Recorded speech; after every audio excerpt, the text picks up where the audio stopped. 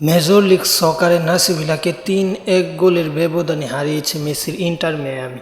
এই ম্যাচের শুরুতেই মেসি আক্রমণাত্মক খেলে মেসি সুয়ারেজের দল ম্যাচের শুরুতেই ১১ মিনিটে একটি গোল করে এবং ৮১ মিনিটে আরেকটি গোল করে মোট তিনি ২টি গোল করে সব মিলিয়ে ৩-১ গোলের ব্যবধানে জয় লাভ করে। এই ম্যাচটির জয় অত্যন্ত গুরুত্বপূর্ণ ছিল, কারণ আগের ম্যাচগুলোতে মেসি সুয়ারেজদের নিয়েও জিততে পারছিল না ইন্টার মায়ামি। এখন MSL আরেকটি ম্যাচ জিততে পারলো মেসির দল।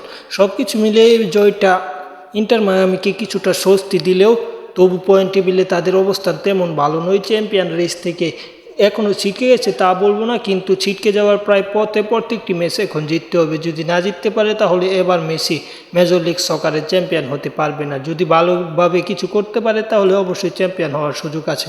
সব কিছু খেলার সকল আপডেট এই চ্যানেলে পাবেন, তাই এই ছোটো চ্যানেলটা আপনারা সাবস্ক্রাইব করে রাখতে পারেন এবং পাশে থাকতে পারেন। ধন্যবাদ সকলকে।